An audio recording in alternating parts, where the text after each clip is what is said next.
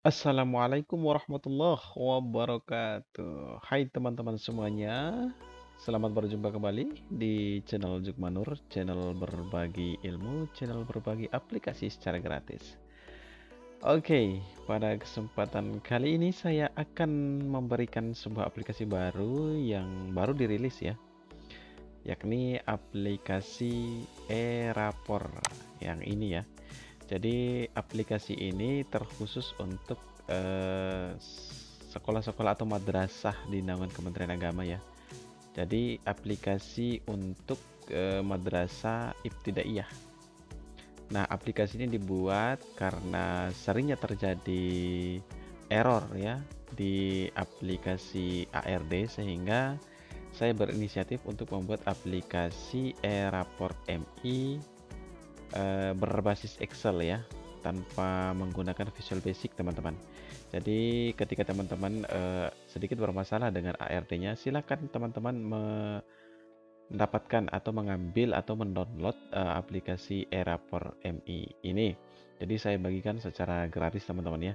Dan bagi teman-teman yang tingkat MTS dan MA yang menginginkan juga aplikasi yang sama, silahkan berkomentar di kolom komentar ya, sehingga saya dapat membuatkan aplikasi serupa dengan aplikasi e-rapor MI ini. Jadi teman-teman bisa mendapatkan aplikasi ini secara gratis. Oke, kita lanjutkan ya. Bagaimana cara mengeksekusi atau mengelola aplikasi ini. Jadi langkah awal kita klik saja ya, seperti biasa kita buka aplikasinya. Kita tunggu sampai aplikasinya terbuka teman-teman ya. Mohon maaf, jadi komputer saya sedikit agak lelet ya. Oke. Nah, ini ketika terbuka pertama kali teman-teman ya. Ketika sudah terbuka, maka teman-teman tinggal mengklik saja ini ya, ada warning ya. Jadi security warningnya itu makros yaitu have been disabled. Jadi kita enablekan dulu karena masih posisi disable. Jadi kita klik saja enable-nya ini teman-teman ya, agar aplikasinya berjalan sesuai dengan yang kita inginkan. Jadi kita klik enable aja kontennya.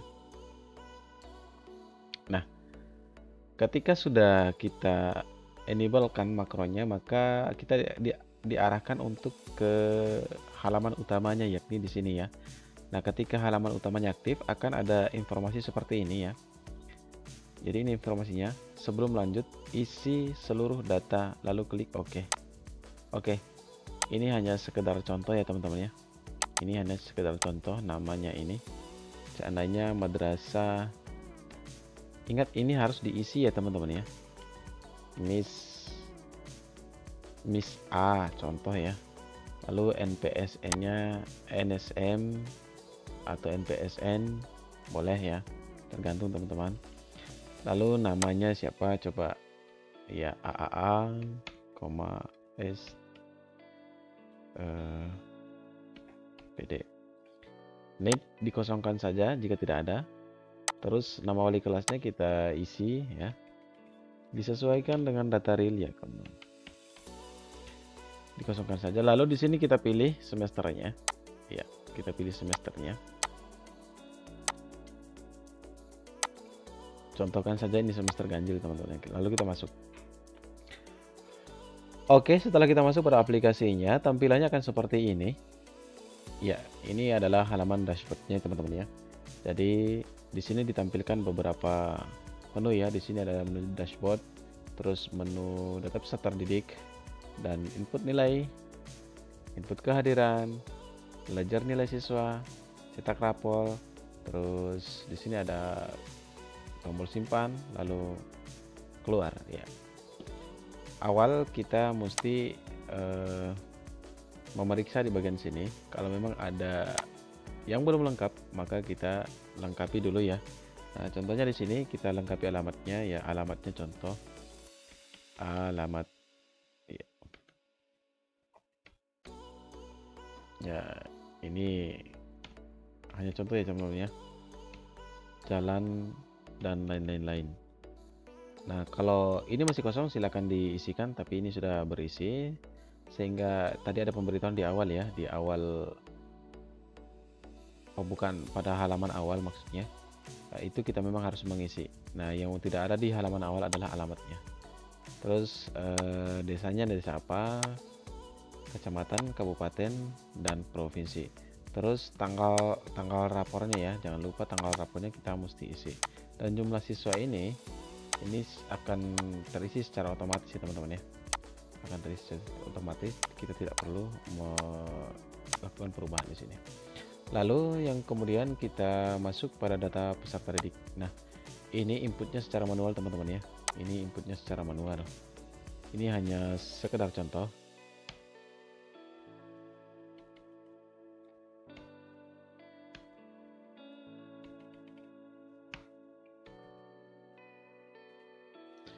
Nah, ini hanya sekedar contoh teman-teman ya.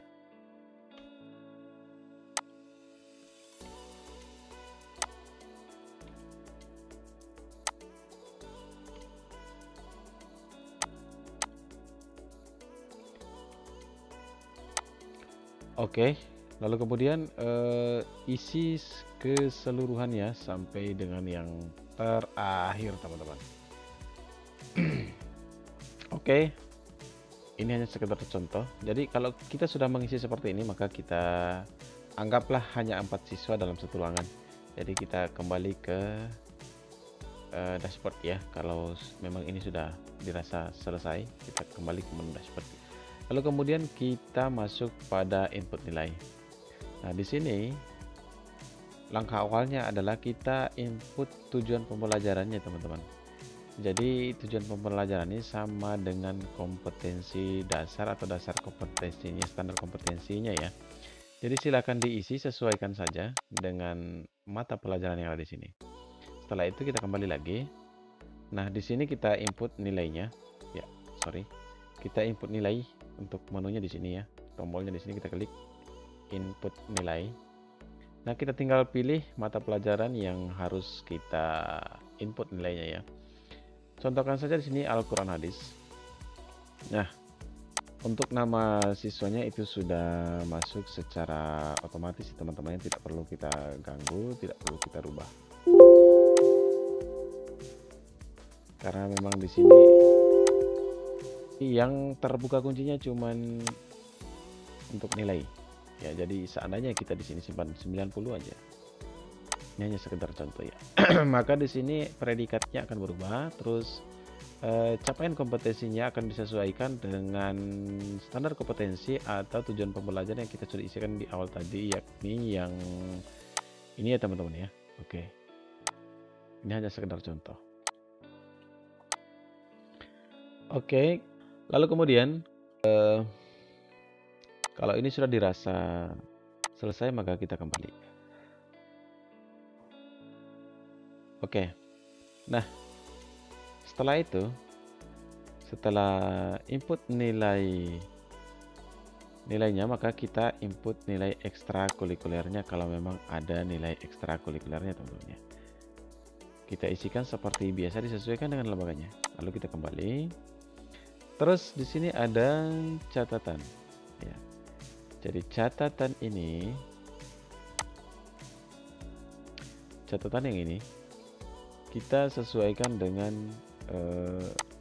hasil belajar siswanya ya. Jadi catatan ini kalau memang nilainya rendah untuk si AA, maka kita tuliskan sesuai dengan apa yang telah dicapainya, seperti itu. Lalu kemudian kita kembali ke menunya lagi. Di sini input kehadiran. Nah, di sini kita akan menginput kehadiran sesuai dengan data real di sekolah atau di madrasah masing-masing teman ya.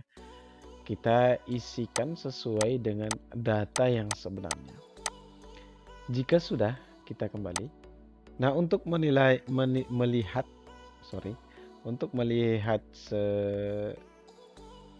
ledgernya untuk setiap siswa, kita bisa klik di sini. Oke, seperti ini. Nah, ini untuk tiap siswa ya, kita bisa melihat. Jadi kalau seperti ini berarti datanya belum diisi ya, masih kosong. Oke. Lalu kita kembali lagi. Nah, setelah semua ini sudah dirasa cukup ya, kita sudah berhasil semua menginputkannya, maka langkah selanjutnya adalah cetak rapor, atau bisa kita simpan dulu. Oke, seluruh data sudah berhasil disimpan ya teman-teman ya. Lalu kemudian setelah berhasil kita coba cetak rapornya. Oke, seperti ini rapornya ya teman-teman ya.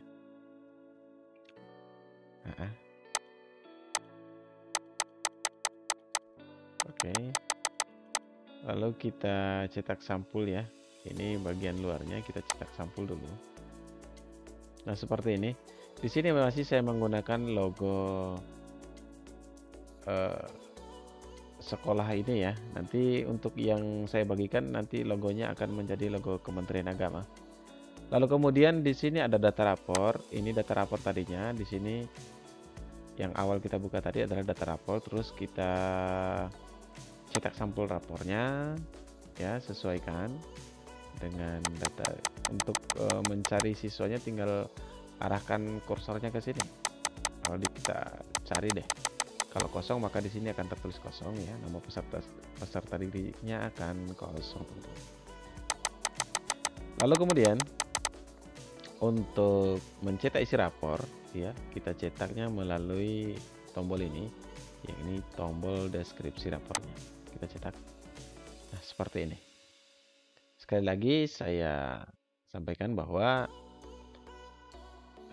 untuk link yang saya bagikan nanti ini akan saya ganti ya teman ya, atau teman-teman akan mendapatkan logo Kementerian Agama di sini teman-teman. Oke.